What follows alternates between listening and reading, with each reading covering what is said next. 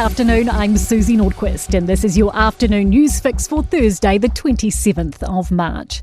Health New Zealand has confirmed some personal staff data has been leaked after an IT security breach.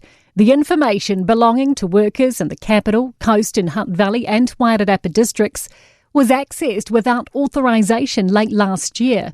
Claudia O'Neill has more. The breach included details of people's occupational health and safety, as well as more personal sensitive information collected from 2020 to 2024.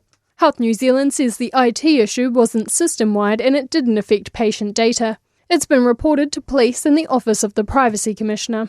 Staffing cuts at some government agencies as others lift numbers. Public Service Commission data shows the workforce shrank 4% in the year to December.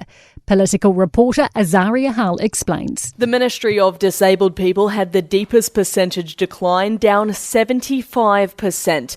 The Ministry for the Environment and Office for Māori Crown Relations both reduced staff by 16%.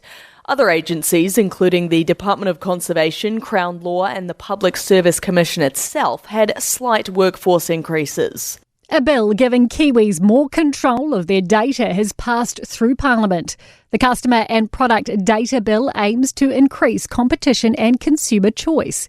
It will make it easier to grant third parties access to personal data stored by businesses, letting people more easily compare prices and switch providers. Labour's Arana Williams says they're happy with the bill, but can't see why it had to pass under urgency. A bit of an irony in the government using the urgency process to do this when it is non-contentious legislation and when we could have given this a really good going over it.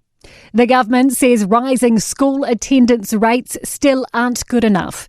It has a target of 80% of students attending more than 90% of the term by 2030.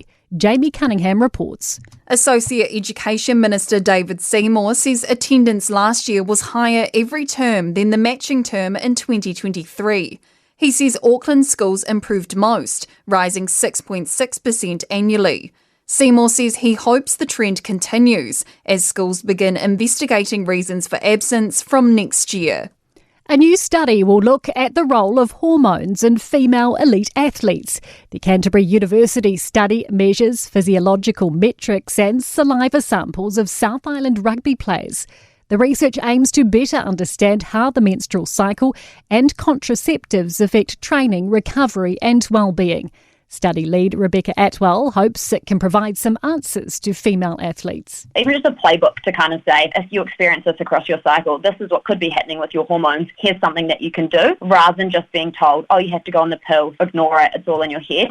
To sport now, and the Warriors have accepted the NRL's breach notice issued to assistant coach Richard Agar following an investigation into an alleged grabbing of a journalist during the team's visit to Las Vegas.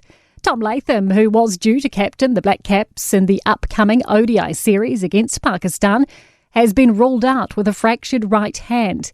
Henry Nichols has been called in, while Canterbury's Rhys Mariu will also join the side for the last two games. Hurricanes flanker Duplessis Kirifi has recommitted on a 2-year extension. I'm Susie Nordquist and that is your latest news fix. We'll be back with the next update tomorrow morning from the Newstalk ZB newsroom.